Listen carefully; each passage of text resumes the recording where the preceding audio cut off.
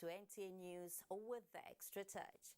Naturally, we will be in different parts of the country to give you the news, spiced with key interviews and unique insights. But tonight, Africa takes its to-do list to the Global Education Summit in London, seeks partnership in resuscitating the sector which was badly hit by the coronavirus pandemic. We will take a closer look at the nation's power sector and beam our lights on the past and the current. There is also some focus on health issues, the war against hepatitis, oral cholera vaccine administration in some parts of the country, and efforts by patriotic Nigerians in providing critical health facilities where needed. As the waters rise, there is also a rising need to control flood and prevent hazards in the bloated rivers. JAMB has released UTME results, but we have a special on the number 0. Not the score, but the number. There are special reports on infrastructural development, security, and the judiciary.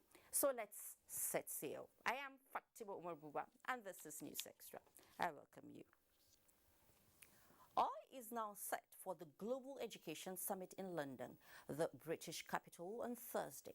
President Muhammadu Buhari, who is expected to join other heads of state and government at the high-level engagement, has already pledged to increase budgetary allocation to the education sector by 50% in the next 2 years. Details in the course of the bulletin.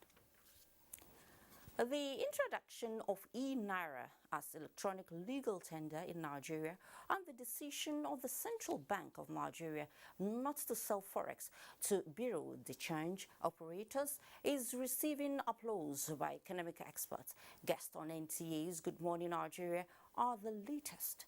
Thomas Obetere reports. The guests agreed that the decision to discontinue sales of forex to bureau de change is long overdue and believe commercial banks should also be encouraged to source their own forex. They, however, insist that BDCs are not helping the CBN at stabilizing the foreign exchange rates. If the BDCs were operating as expected, obtain foreign exchange and sell at the margin expected, and the embassies, international organizations go there probably will be no issue.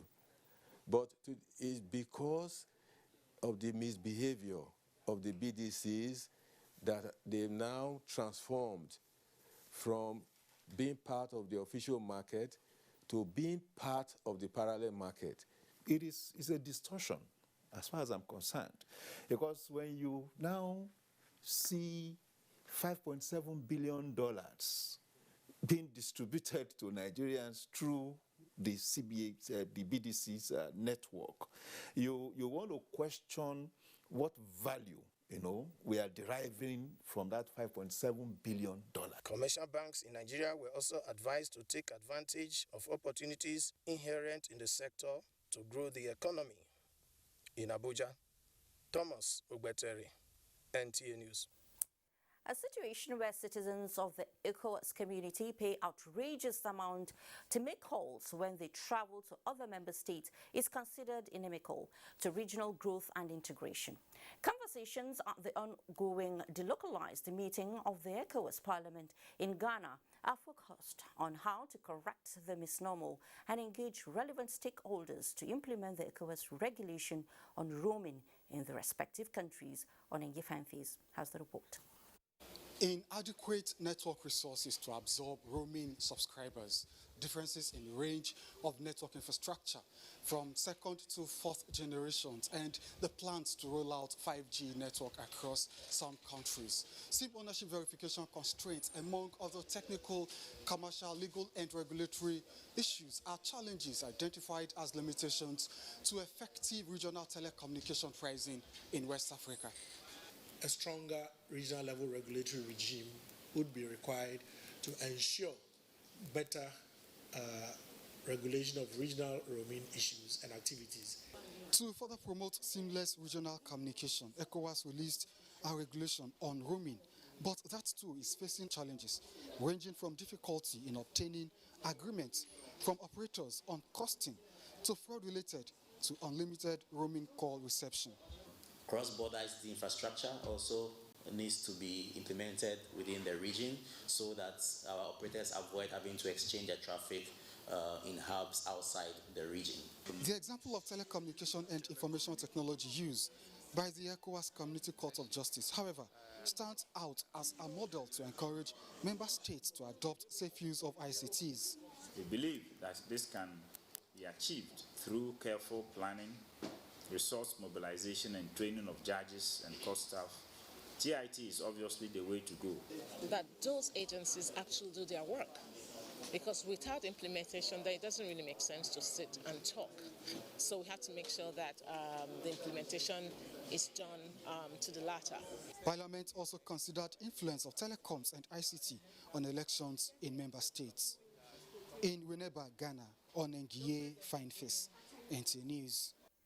And here in Nigeria, the All Progressives Congress Legacy Awareness Campaign Group says, as part of efforts to permanently break the country's electricity jinx, the Buhari administration is contributing significantly in laying a solid foundation for uninterrupted power supply in every part of the country in the near future. Salihu Abdullahi Gwanara reports. In a statement by national coordinators of the APC Legacy Awareness and Campaign, a voluntary think tank group of the party, Salihu Muhammad Lukman, Director General APC Governors Forum, and Ismail Ahmed, National Youth Leader APC Caretaker, acknowledged that since 2015, the administration has focused on completing inherited projects, resolving the liquidity issues faced by players in the sector, promoting off-grid renewable initiatives, especially targeting underserved communities and vulnerable populations, and ensuring robust consumer protection for on-grid electricity consumers. The statement added that Buhari's administration has embarked on the completion of inherited and abandoned power projects, which include the 40-megawatt Kashimbila Dam and hydropower plant, the 10-megawatt Katsina wind farm, and the 30-megawatt Gurara hydroelectricity power plant, which has been completed and concessioned to the private sector in 2020. Others are the 700-megawatt Zungeru hydropower plant, scheduled for completion at the end of 2021, expected to be one of the biggest power plants in the country. The APC Legacy Awareness Group also acknowledged new power projects under the APC-led administration to include the private sector-led Azura 460-megawatt power plant in Edo State, 3 Afam fast power plants with a capacity to generate 240 megawatts of electricity, energizing education program designed to supply clean and reliable energy, solar and gas to federal universities and federal teaching hospitals across the country. Others are the National Mass Metering Program to ensure that all Nigerians receive electricity from the national grid, the Solar Power Niger design to deliver 5 million off-grid solar connections to Nigerian households as part of the Economic Sustainability Program of the Buhari administration, as well as the gas to power infrastructure projects. Salihu Abdullahi Gwanara, NTA News. At the center of most complaints by electricity customers in Nigeria is the issue of what many consumers refer to as outrageous billing by the distribution companies. This oftentimes results in accumulated debt, with customers and distribution companies dragging each other. Joshua Jitu engaged both electricity customers and the distribution companies and now reports on common grounds to resolve the issue. Just like many Nigerians, Dave Olua is an electricity customer, but without power supply for 4 months, while his neighbors have stable power supply. Reason not far-fetched, his house was disconnected by the distribution company due to accumulated debt of more than 300,000 naira incurred by the former tenant. In spite of intervention by the Alternative Dispute Resolution Forum set up by the Nigerian Electricity Regulatory Commission on the matter, he says both the Abuja Electricity Distribution Company and the Nigerian Electricity Regulatory Commission are yet to comply with the ruling of the forum. Dave Olua is seeking for compensation and restoration of power supply to his house. I am not owing them. They are rather indebted to me. So they should restore my light. According to the net law, it's my right. AEDC cannot benefit from the ruling of a forum and decide which to take and which not to take. It's sacrilege. When a house is being serviced for the purpose of providing electricity for that house, contractual relationship is established with the owner of the property. And by extension, the property itself, because customers are, by their nature, in some instances, are mobile. And if they read that, what we call Form 74 very well, it's clearly stated that in the event that electricity is consumed in that place and is not paid for, that liability will not be written off. It will be inherited. Consumer protection and licensing performance standards. Those standards are not enforced. The distribution companies are taking advantage of consumers when you look at those standards. The standards are talk about connection and disconnection. The situation is the same in parts of the country as electricity customers protest over what they describe as outrageous billing in spite of inadequate power supply. We're asking that the federal government should look into all the discos and see what Nigerians are going through under them. The issue of billing, people should know that the tariff regime we've had has also increased if we can have more power generation to the grid. While electricity is an essential commodity, observers suggest that the guiding rule that binds both the provider and customer be respected so that the likes of Dave Olua and other customers will have value for money and the distribution companies smile to the bank with the returns on investment. In Abuja, Joshua Ojito, NTA News. In another story, the All Progressives Congress has inaugurated committees that will supervise the forthcoming wards, local government and states congresses across the country. John James Akpan Udodehe, Secretary Caretaker Committee, inaugurated the committees on behalf of Governor Mai Mala Buni at the Buhari House headquarters of the APC. Salih Abdullahi Gwanara has the report. It is 1 year and a month now that the Governor Mai Mala Buni-led Caretaker and Extraordinary Convention Planning Committee has been piloting the affairs of the APC. This event demonstrates the Caretaker Committee's readiness to carry out the task of ensuring that democratically elected leaders emerge at wards, local government and state levels as part of their primary mandates. The success of this exercise depends so much on you. The unity of our party also depends on the outcome, and the outcome essentially depends on your handling of issues. Where there are disputes, we will sit down and talk to them so that if they can be able to cooperate and understand, it is better for us to solve the problem earlier than leaving it to the appeal committee. As a party going through rebuilding and rebranding processes, committee members have been urged to use the party's guideline and constitution in discharging their responsibilities, and above all, that their loyalty should be to the party. In Abuja, Salihu Abdullahi Gwanara, NTA News. To judiciary now, the Supreme Court has dismissed the appeal filed by the PDP candidate Eyitayo Jegede in the October 2020 Ondo State governorship election, challenging the legality of Governor Rotimi Akeredolu's nomination by the APC caretaker chairman Mai Mala Buni to stand for the election. Austin Ayebe has the report.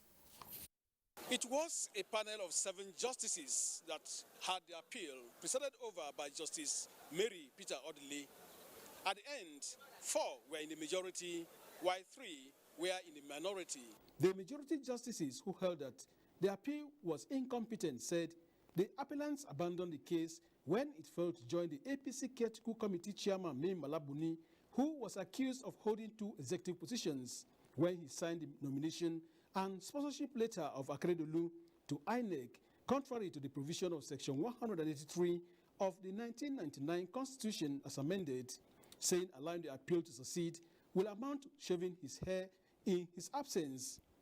But those on the minority heard that by virtue of the All Progressive Congress joined in the suit, the acting caretaker chairman has been joined, and went further to say that allowing the serving governor to hold another executive position violates the provision of Section 183 of the Constitution as it relates to the office of the governor.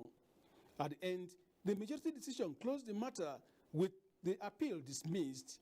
It was a keenly fought battle, but at the end of the day, the law has vindicated us, so I'm so happy about it.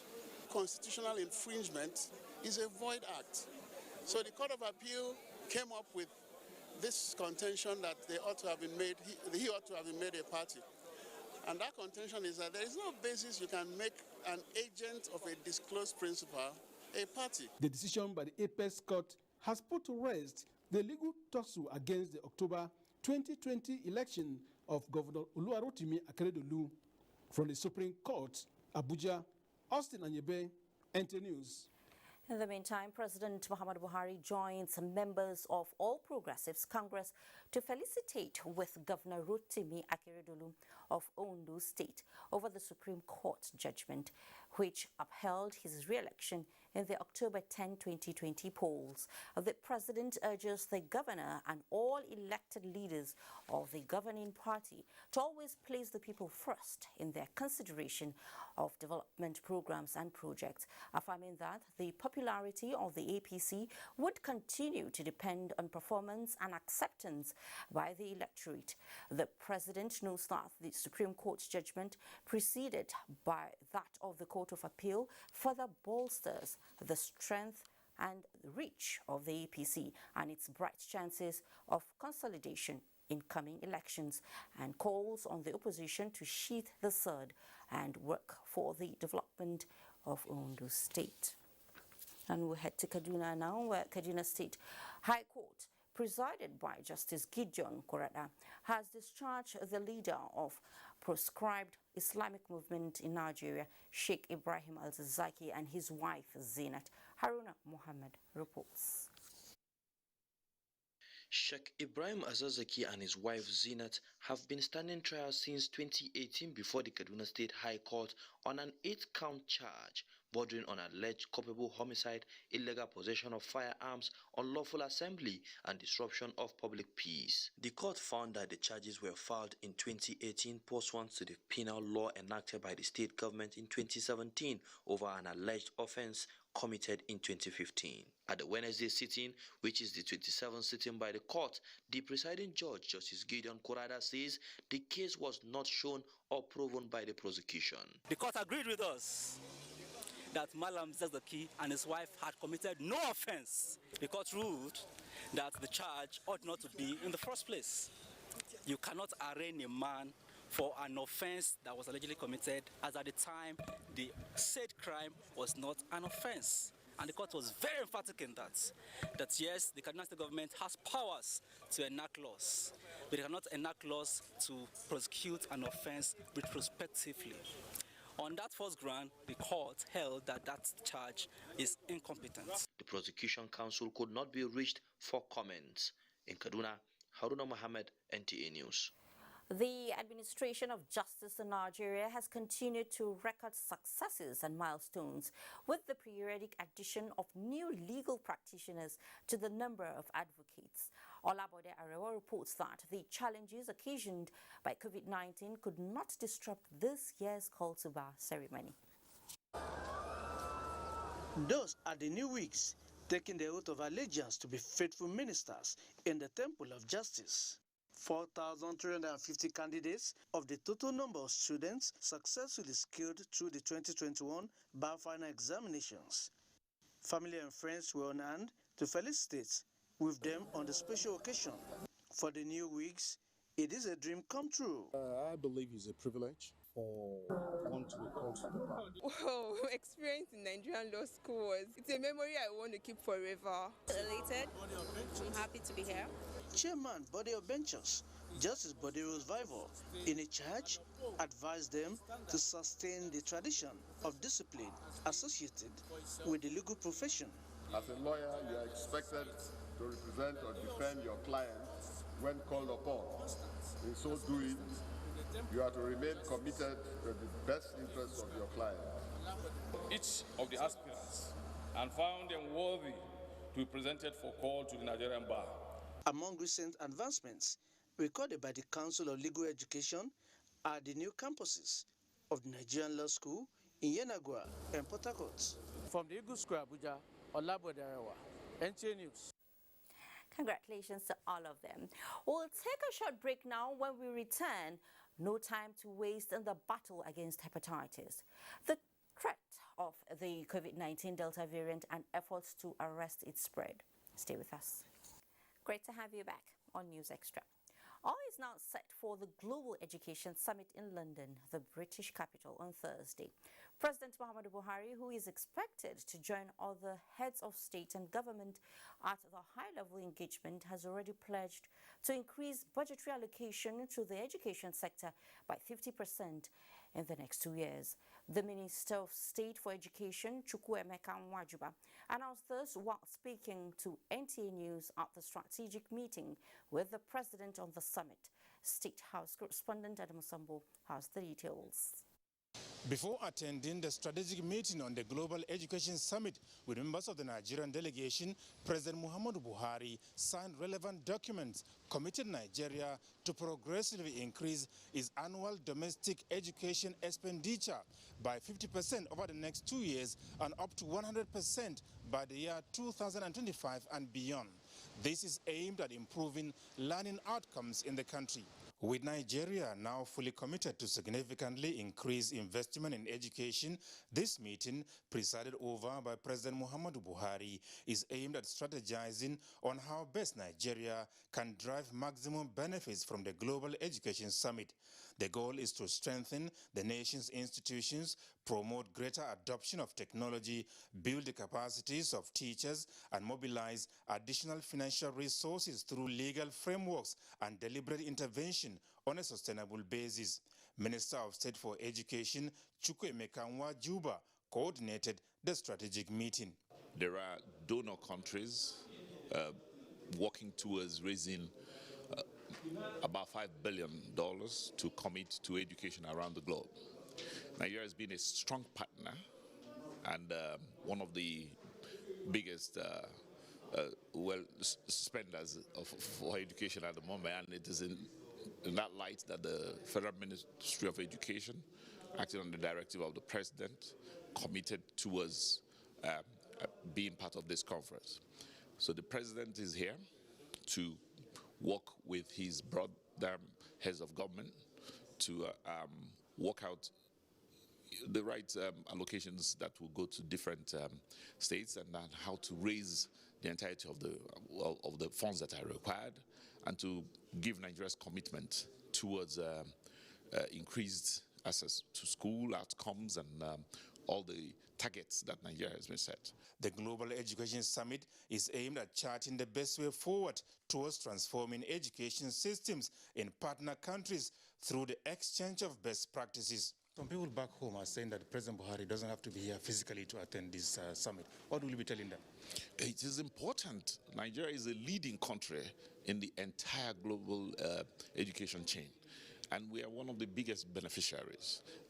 His presence here is almost a sacrifice he's making on behalf of the people of Nigeria to get as much as is possible. I wouldn't have him any other way except come, because ourselves as ministers may not be in the same league to muscle other governments the way we ought to, but his presence alone, his sheer dignity and the composure with which he brings to the table has, in the last, just his arrival here has opened, in all the meetings we had this morning, everybody's excited at the president here, and we've gotten, just by him being here, we've gotten and extracted some key commitments that in our morning meetings this morning and this afternoon, before part of this briefing today, will be to tell him some of the things we already have gotten for him. I wouldn't have him any other way. The summit is co-organized by Prime Minister Boris Johnson of the United Kingdom and Kenyan leader Uhuru Kenyatta. From London, Adamu Sambu, NTA News. Let's talk health. In view of Nigeria's commitment to the 2030 viral hepatitis elimination plan, improved community engagement and scaling up of testing and treatment are key factors the Minister of Health, Dr. Osage Hanire, says will help achieve the goal before 2030. Elizabeth Omori reports on the ministerial briefing of 2021 World Hepatitis Day. Hepatitis, a public health problem, medical experts say is an inflammation of the liver that can cause a range of health challenges and can be fatal. Data by the Ministry of Health indicates that 16 million Nigerians are estimated to be infected with hepatitis B and 2.2 million with hepatitis C.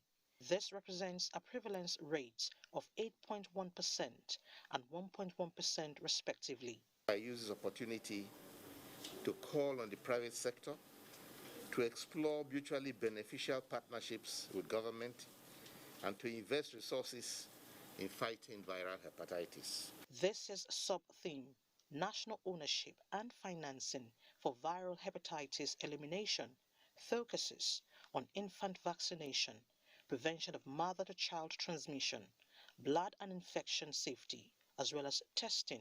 Go to any health facility and get tested because it is a simple, rapid test that takes less than 15 minutes. Dr. Ihanire also disclosed that there's still low level of awareness, underdiagnosis, and undertreatment, hence the need for Nigerians to pay critical attention to early diagnosis. Nigeria, he says, will not leave any stone unturned in eliminating hepatitis before the targeted dates. In Abuja, Elizabeth Omori, NTA News. Hepatitis can't wait is the focus of this year's World Hepatitis Day. The theme is to convey the urgency needed to eliminate hepatitis as a public health threat by 2030. The day also brings the world together to raise awareness on the global burden of viral hepatitis as well as influence the real change. Basi Taipang in this report takes a look at the significance of the Hepatitis Day in the face of COVID-19. World Health Organization report shows that one person dies every 30 seconds from a hepatitis-related illness, even in the current COVID-19 crisis. Experts say world leaders cannot wait to act on viral hepatitis now. About 400 million people are said to live with the virus globally, with 1.4 dying every year. If you take the disease burden, the mortality rate, the epidemiological indices of hepatitis, it's quite apt that this year's theme for hepatitis, the World Hepatitis Day, that hepatitis can't wait, has been chosen. More worrisome, experts say, is the fact that most people living with this virus do not even know their status. Know what hepatitis truly is? They will say no. Do you know the symptoms of hepatitis? They will say no. Do you know what causes hepatitis? They will say no. Do you know what you need to do to prevent yourself from contracting hepatitis? They will say no. And that forms the reason, the basis for creating a lot of awareness. The Director General WHO observed that while testing and treatment remains key to the elimination of hepatitis, strong focus should be on prevention. Crucially, our efforts to eliminate hepatitis must be embedded in our efforts to achieve universal health coverage based on strong health systems that enable people to access all the health services they need without facing financial hardship. While stressing the need for people to get tested and if negative, get vaccinated, experts say the fight to eliminate hepatitis starts now and starts with you. Basi Taipang, NTA News. And in Maiduguri, 100 patients suffering from acute vesicovaginal fistula, VVF, and receiving treatment at the State Specialist Hospital in Maiduguri, the Borno State capital, have been treated successfully. This significant breakthrough was achieved through the Fistula Repair Campaign carried out by the Northeast Development Commission in collaboration with Fistula Foundation Nigeria. Abubakar Mohammed Musa reports. These women are among the successfully repaired fistula survivors, recounting their nasty experiences, especially stigmatization following contraction of vesicovaginal fistula. According to the managing director, Northeast Development Commission, Mohammed Goni Alkali, 12,000 new cases of VVF develop every year, with a large proportion coming from northern Nigeria due to insecurity and increased poverty. Hence, the urgent need to stem the tide. We have had some of the challenges they have. We make sure that these challenges have been addressed as quickly as possible so that more women will be treated. Both Chairman NEDC, Major General Paul Tarfa, retired, who was represented, said the corrective surgery carried out on the patients was designed to give them hope of recovery, improve their mental status, in addition to paving way for reintegration into the larger society. Wife of Borno State Governor, represented by Commissioner for Health, acknowledged efforts made by NEDC so far in achieving its core mandate and reaffirmed government's commitment in ensuring the realization of said goals. The fistula repair campaign of the NEDC, which is going to be a continuous exercise, is expected to be replicated in states across Nigeria. In Maiduguri, Abubakar Mohammed Musa, NTA News. The dreams of young Nigerians aspiring to study medicine using world-class innovations at the Bayes University is gradually unfolding with the completion of its specialist hospital in sight. Chairman, Board of Trustees, Bayes University, and former Vice President Mohammed Namadi Sambo, on inspection of the facility, is confident the project, when completed, will open a new gateway to a proficient healthcare delivery system in not just Nigeria, but Africa. Charles Alpha reports. Satisfaction describes the mood of members of the Board of Trustees of Bayes University, which comprises the former Vice President Mohammed Namadi Sambo and wife of former Vice President Atiku Abubakar, who were on tour of the facility to inspect how far the project has been executed to specifications. Bayes University Pro-Chancellor Yusuf Dati Baba Ahmed led the team on the inspection of the hospital project, adjudged the biggest private hospital in Africa with over 14,600 square meters. The project has gone very far, and we are very pleased with the visit. I want to assure you that the management, the personnel, and the equipment that we are deploying in this hospital will be one of the best hospitals in Africa. It is perhaps regarded as one of the largest with world-class facilities, with the installation of medical gas plant, clinical sterilization department, pathology, pressure massages, pharmacy, control room, CT scan, and net lining. If it were all to be a hospital, it can take more than 1,000 beds. It is 200 beds because of the plethora of laboratories. The students are optimistic the project will give Bayes University and other aspiring candidates a new experience in the study of medicine. Having a specialist hospital here would afford a lot of students the opportunity to take advantage and enhance themselves. The Bayes University Specialist Hospital is expected to be inaugurated in October 2022. After the inspection, the board went into a closed-door meeting to deliberate on other pressing matters. The Pro-Chancellor Yusuf Dati Baba Ahmed said the board has decided to host its 10th annual anniversary and welcomes the value addition of Dr. Jennifer Atiku Abubakar as a new board member. Bayes University is said to be one of the best and fast-growing universities in Africa, showcasing its prowess in not just teaching and learning, but preparing to lead the way in the deployment of modern healthcare facilities. In Abuja, Charles Alpha, NTA News. Bauchi State Primary Healthcare Development Agency has begun administering oral cholera vaccine in Bauchi, Das and Toro local government areas of the state. Mahmoud Ibn Mohammed reports that Governor Bala flagged off the vaccination exercise at the Bauchi Government House. Governor Bala Mohammed receiving the first oral cholera vaccine out of the 1.5 million doses donated by the World Health Organization to Bauchi State government. With Bauchi local government as the worst hit, The State Primary Healthcare Development Agency is targeting 750 persons in 16 wards out of the 20 in Bauchi LGA. The first step to fight cholera actually is to agree that you really have the disease and to even declare that you have cholera. The cholera outbreak has so far spread to 19 LGA in Bauchi State. Only Bogoro local government has no cholera. To 172 wards in Bauchi State. Determined to strengthen healthcare services in Bauchi State, Governor Bala Muhammad promises to provide funds for the success of the vaccination exercise. But certainly even the WHO and the UNICEF have done so well to give us this vaccine, being the first state to get it. We will definitely do whatever that is required within the best established global practice to make sure we collaborate with you. The second dose of the vaccine is expected to be administered 2 weeks after receiving the first. In Bauchi, Mahmoud Ibn Muhammad, NTA News. And from Bauchi we head to Lagos. It seems the world has not yet seen the end as the coronavirus keeps mutating and becoming more infectious. The Delta variant is the latest form in Nigeria, and the federal government is working tirelessly to ensure it is curbed.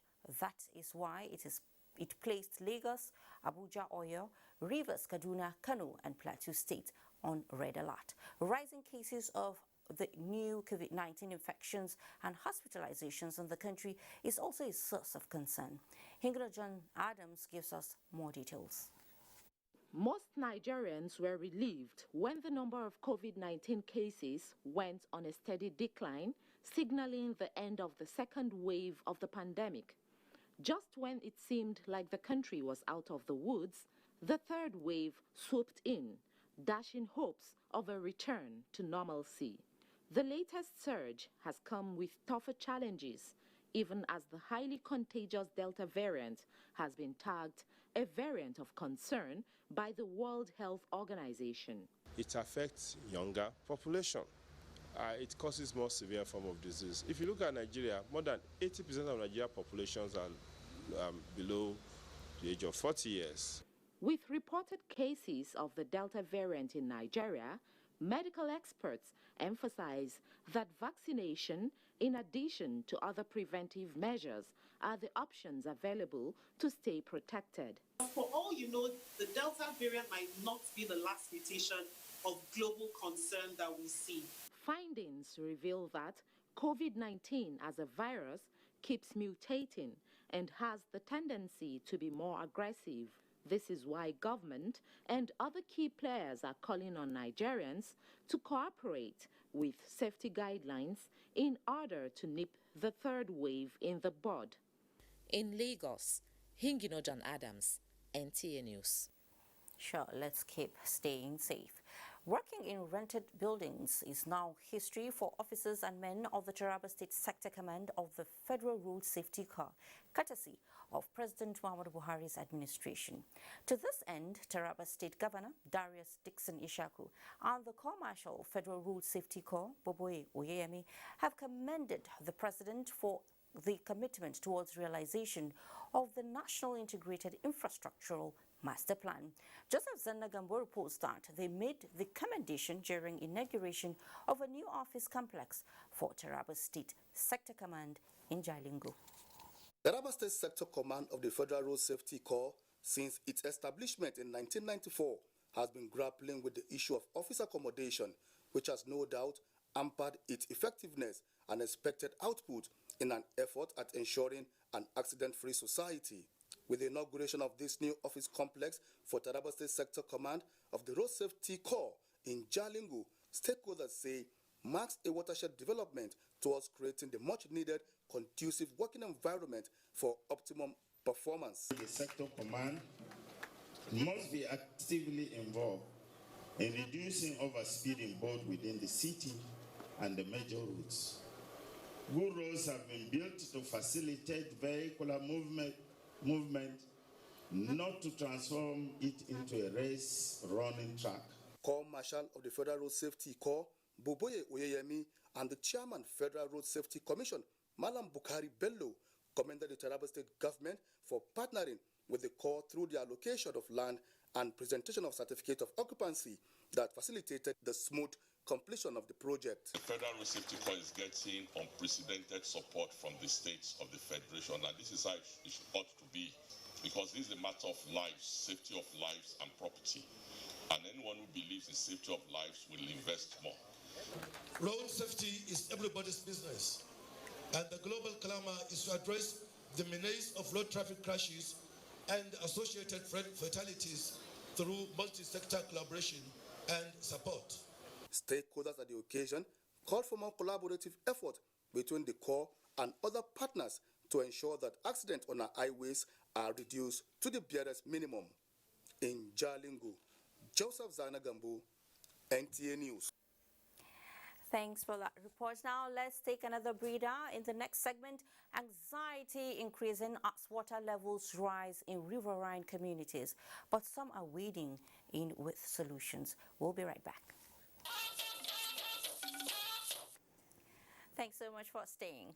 Nigeria Extractive Industries Transparency Initiative (NTA) partners Economic and Financial Crimes Commission (EFCC) to fight against corruption in Nigeria's extractive sector as investors lose 5.7 billion naira on the floor of Nigerian stock market. Details with Musa Abubakar on Business News. Musa, let's do business. Oh, thank you, Fatima. The leadership of Nigerian Extractive Industries Transparency Initiative (NTA) and the Economic and Financial Crimes Commission (EFCC) have resolved to collaborate in the fight against corruption in Nigeria's extractive sector. To that effect, the two organizations signed a memorandum of understanding agreeing to cooperate in the areas of information and data sharing, joint operations, prevention and remediation actions on governance, processing and corruption issues in Nigeria's extractive sector. Other areas of cooperation and partnership include regular capacity building and trainings, participation in fraud risk assessment, efforts, investigation, prosecution and management of information, compliance and enforcement of sanctions.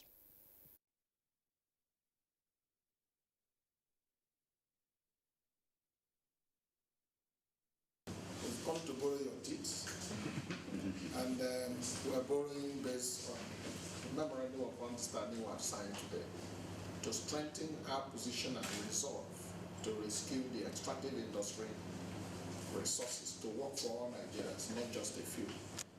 We at the EFCC we so much believe that if we can block the leakages, this country will need not to borrow a single cent from any other country to come and finance our budget. And that is why we're interested in this memorandum of understanding, and that is why we are keen to see that the extractive industry is energized for the betterment of this country.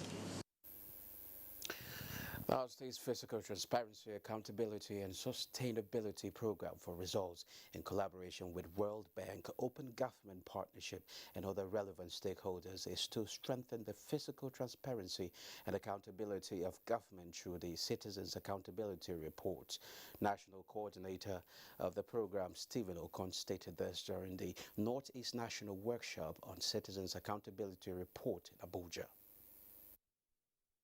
Essentially, it is aimed at keeping states going by way of discipline, financial discipline. It's also intended to entrench in states common fiscal behavior that promote transparency. The CAR will also enable the civil society organizations, the media, and the organized private sector players to ask the right questions about their commonwealth and how the funds are being utilized by government to provide goods and services to the generality of its people. NICALCO reports that participants described their Citizens Accountability Report as a critical milestone in the reform journey of Nigeria, capable of increasing transparency and accountability if the opportunity it presents is well utilized by all stakeholders. And now to stocks. Nigerian stocks deep for a second day in a row Wednesday as sell pressure returns to the market. At the close of trade, the all-share index recorded a marginal decline of 0.03% to settle at 38,791.03 basis points. 237 million shares traded in 4,305 deals valued at 1.8 billion naira. Equity capitalization also declined to close this session at 20.21 trillion naira. The most traded stocks are Owando, Zenith Bank, and Access Bank. Well, that's business news. It's back to you, Fatima. Well, thank you so much, Musa. At a time when the coronavirus pandemic has affected businesses, new accountants are being inducted into the Association of National Accountants of Nigeria with a charge to participate in creating new alternatives towards moving the country from depression to recovery and development. Moplan Dakok reports that this was at the third session of the 2021 mandatory continuing professional development program of the Association of National Accountants of Nigeria. Depending on your background. It's the second day of the mandatory continuing professional development program of the Association of National Accountants of Nigeria with the theme Re-engineering Accounting Profession in the Post-COVID-19 Era. And the participants are grasping the thrust of being well-rounded and well-blended professionals who are profound in skillful practice and ethical in conduct. Something is very obvious to us, that we need to change, we need to improve, we need to be better. Accounting is not a profession where anybody can take cover and hope that nobody discovers you. If you temper with a document, they become invalid. It might not be acceptable in the court of law. That I abide by the ethics of the profession. That I will do right. This induction crowns this edition of the program. So you are either going to be part of the problem or part of the solution of our country. Now you have no excuses anymore. Through rigorous training, and today I am inducted as a member of ANAN. I am very grateful to God. It is a journey of 2 years, and I'm so much happy that I was able to be inducted today. There are so many things we have been trained in so many areas in the profession, so we'll bring it into the job. Forensic investigation process, sustainability reporting, and investor confidence, among others, are issues that featured prominently during the program. In Abuja, Moplan Dakok, NTA News. The Hydroelectric Power Producing Areas Development Commission, HYPADEC, is enhancing safety measures for disadvantaged communities around waterways against looming flood and other disasters. Abubakar Usman Akwanga reports that this came to the fore during a high-powered stakeholders engagement on the review of its roadmap for covering areas under the commission. It is an annual occurrence for communities around the Hydroelectric Power Producing Areas Development Commission, HYPADEC, to come under siege of flood. Now, with the 2021 predicted annual rainfall, which may likely wash away many homes and farmlands, stakeholders are meeting to wear their thinking caps on how to avoid a sad future for HYPADEC communities. So by the time we finish with the needs assessment, we are confident that we will be able to start delivering meaningful projects to the communities. Already the National Assembly has approved our IGR budget for this year, which now give us justification to expand for the purpose of the communities. The Commission is also working closely with communities to identify areas of needs and provide lasting solutions, with the removal of tree logging on waterways as immediate priority owing to incessant boat mishaps.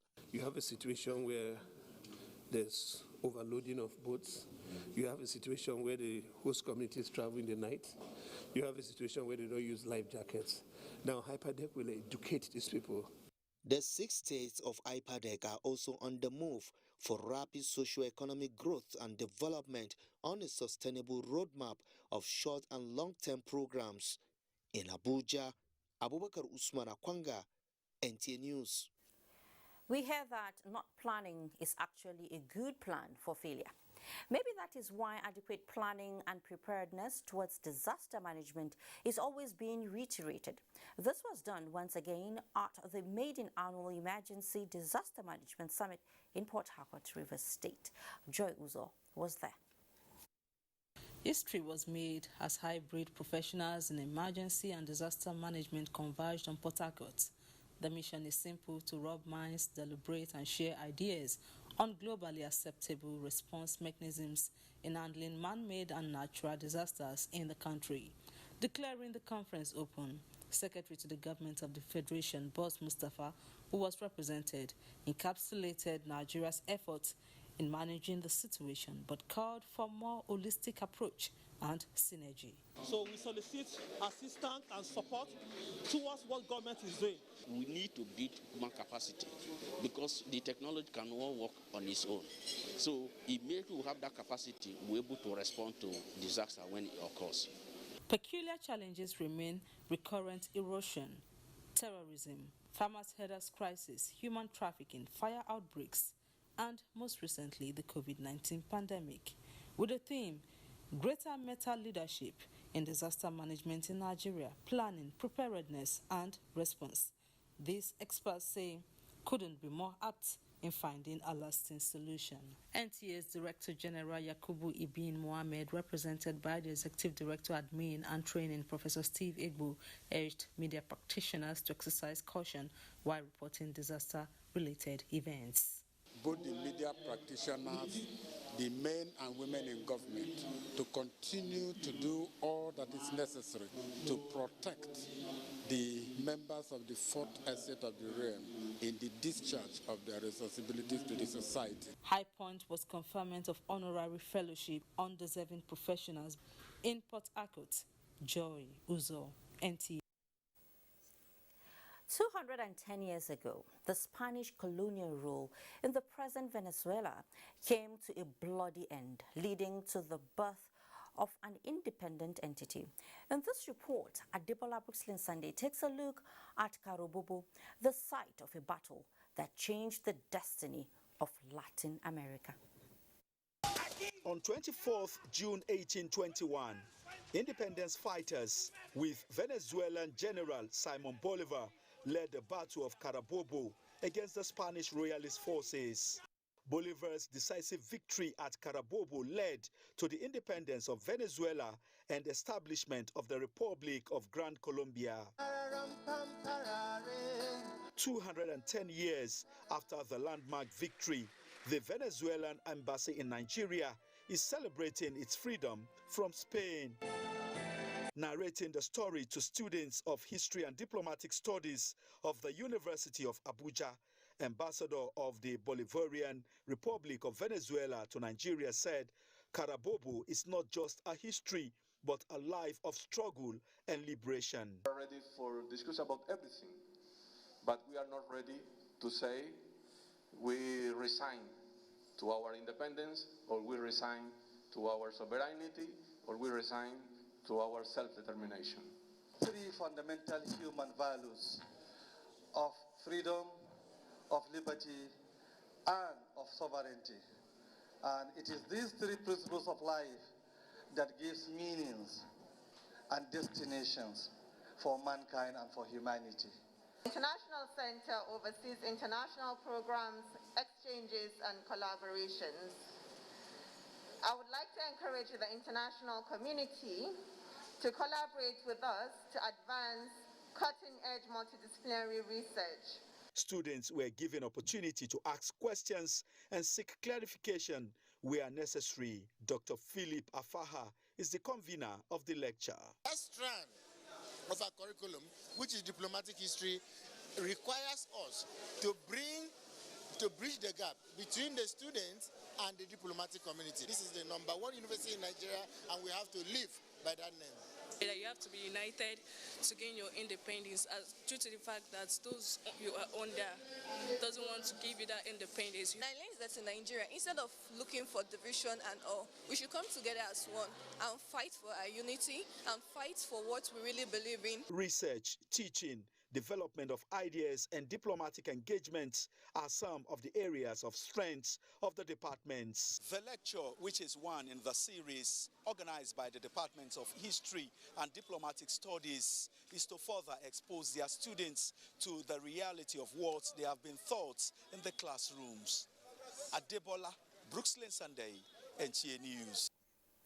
Drowning is an aquatic mishap, remains a global source of concern for everybody. Hence, the United Nations and other partners instituted the World Drowning Prevention Day to create awareness on how to reverse such fatalities.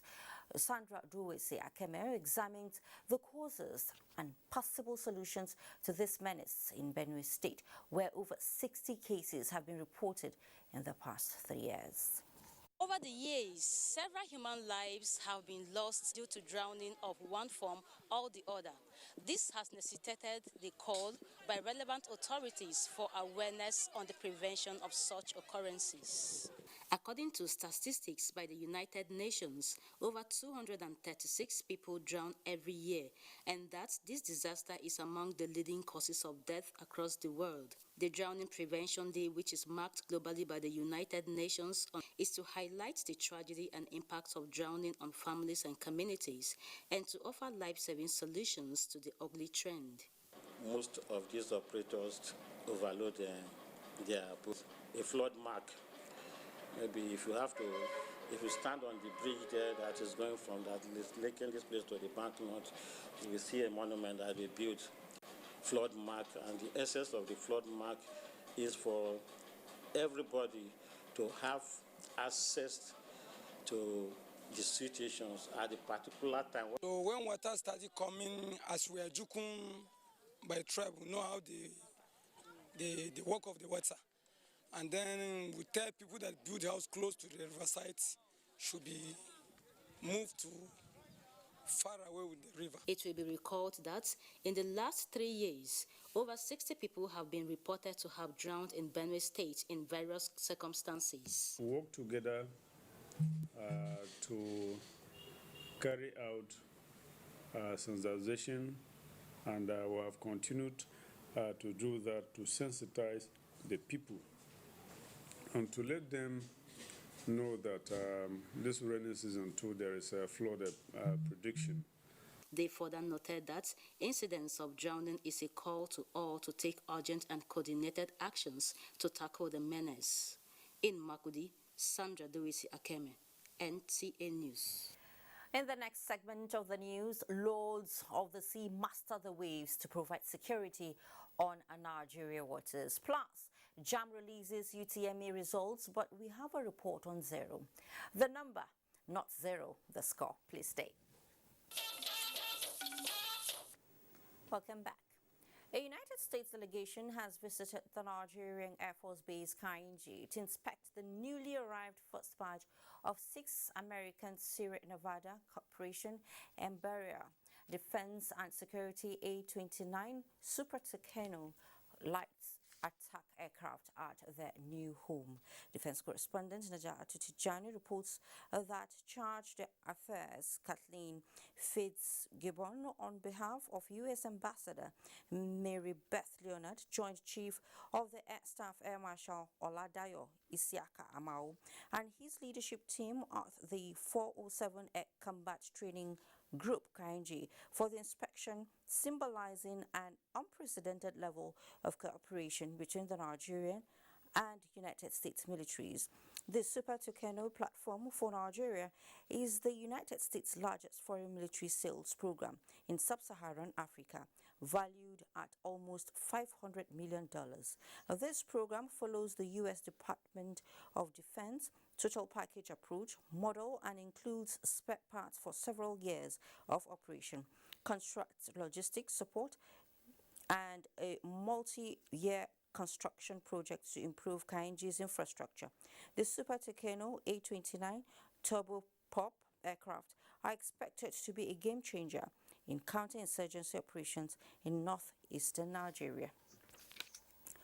In the meantime, the Nigerian Navy has continued in its quest to rid the country's territorial waters of any form of criminalities.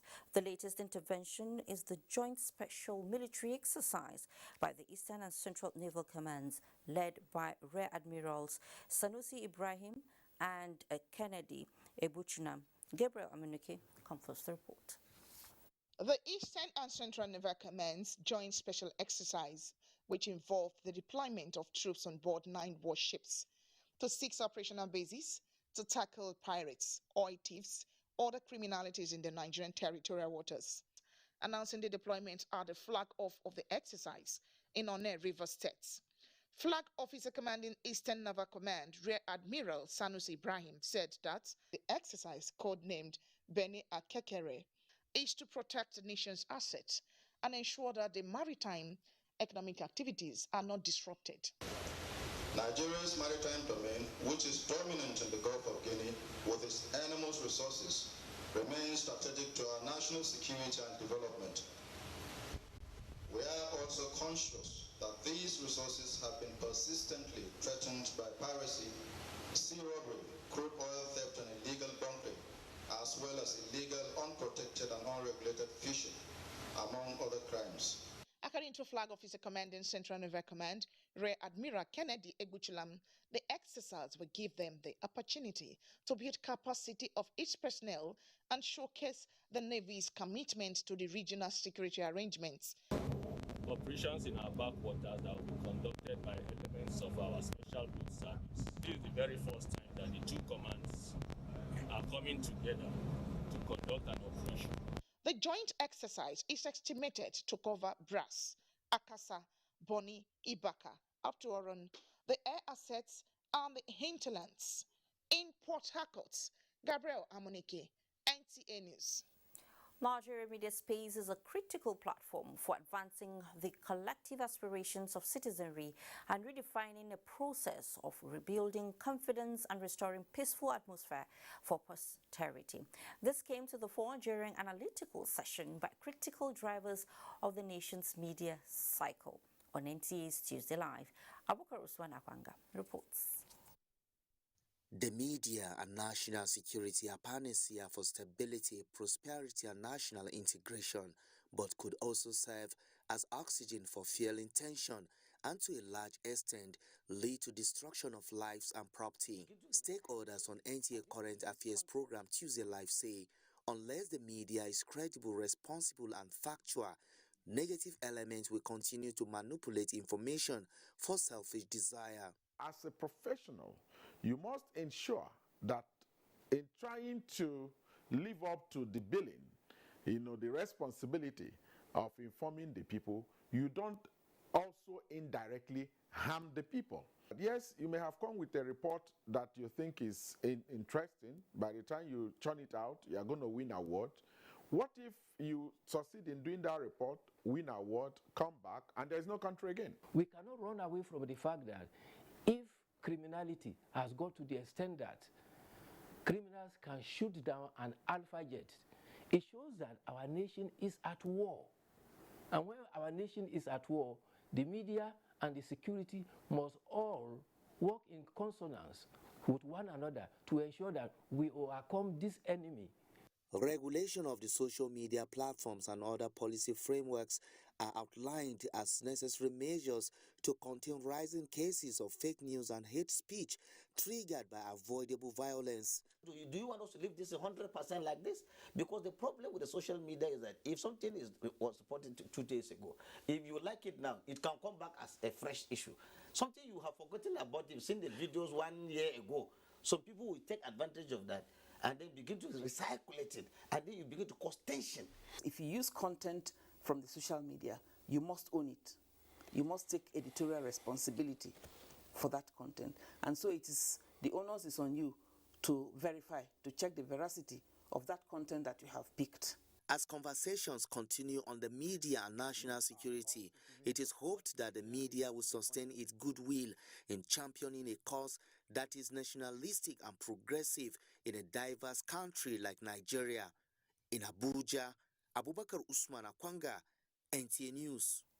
In the meantime, the Federal Ministry of Works and Housing debunked media reports purporting that a portion of the Lagos-Ibadan Expressway would be shut down for 3 months in order to launch the beam for a flyover bridge at New Makung section of the highway. Federal Controller of Works in Lagos, Olukayode Popola, during a visit to inspect ongoing reconstruction of the highway, said that launching of the beam commences this Wednesday and will take 72 hours. Adeni Taiwo reports. All the pieces are being locked in place, the abutment and piers gradually taking shape, while a new set of diversion around New Makun on the Lagos-Ibadan Expressway is being created. This is all preparatory to the launching of the beam that will sit across this abutment and piers to serve as flyover bridge at this section. When the flyover is completed, it will serve as a U-turn bridge serving motorists from either Lagos or Ibadan and further easing traffic on the busiest highway in the country.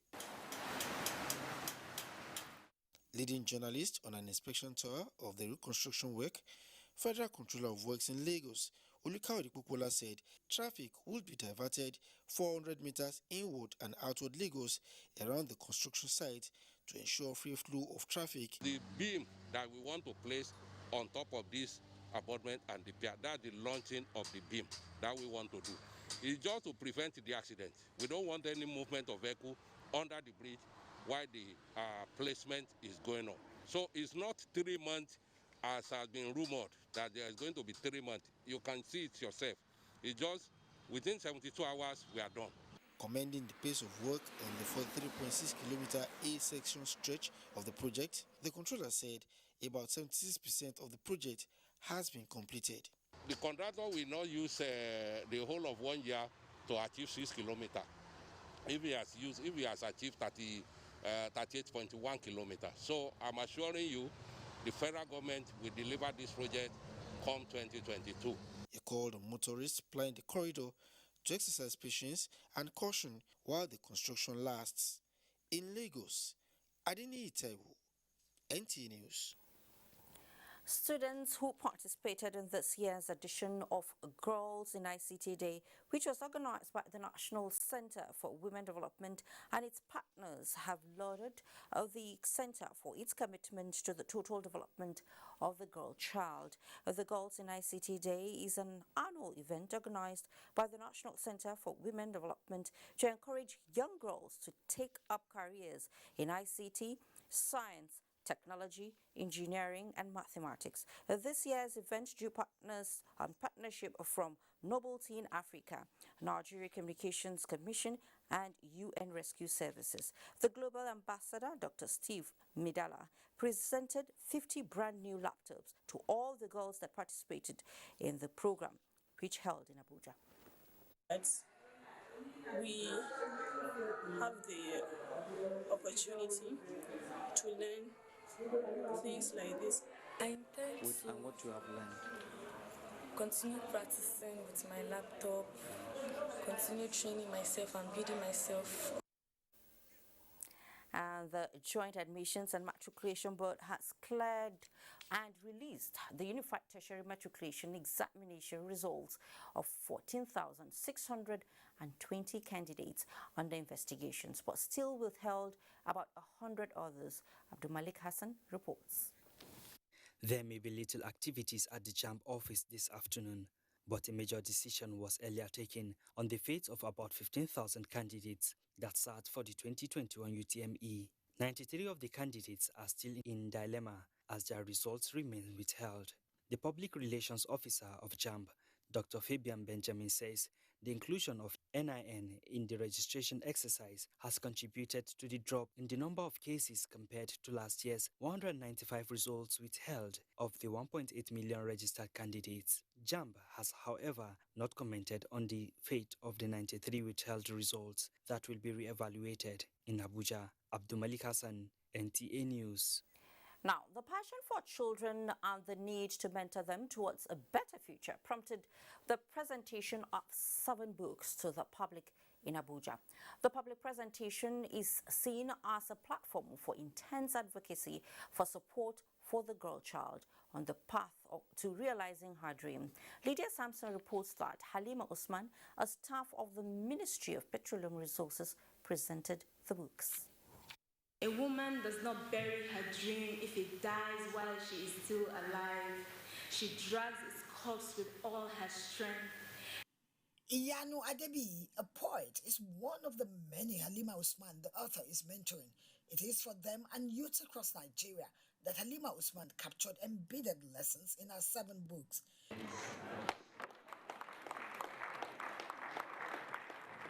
Against the Odds has captured in one of the books for many speakers at the public presentation resonates with the author's determination to not only put her thoughts on paper, but continue to impact the society for good. We felt as men we should encourage people who have creativity, especially women that have creativities.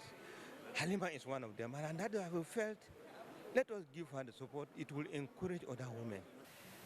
A lot of people don't read books these days, and there's a lot of lessons that you learn from this book. If we read, we will encourage our children to read so. She is resolute, she's resilient, and she keeps going. And I think the result of all that is the successes she has been able to achieve. For the Minister of State Science and Technology and the Deputy Governor of Gombe State, the author needs all the support to cushion the expenses incurred in the production value chain. It's always very rare for women to begin to bring themselves out and show, their talent. So for her to be able to come out and show this talent, not just write one small storybook, but 7 storybooks at a time, deserves our commendation.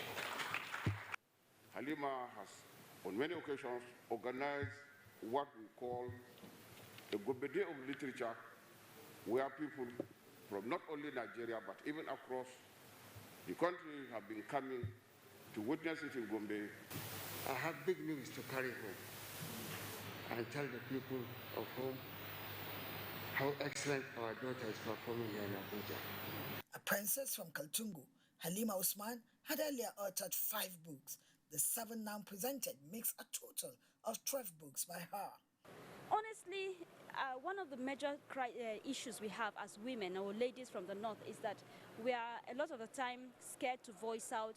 But I think in every woman, in every person, in every youth, there's a story. It's just that many times we are scared to voice it out. Indeed, in every person there is a story, and as aptly captured by Halima Usman.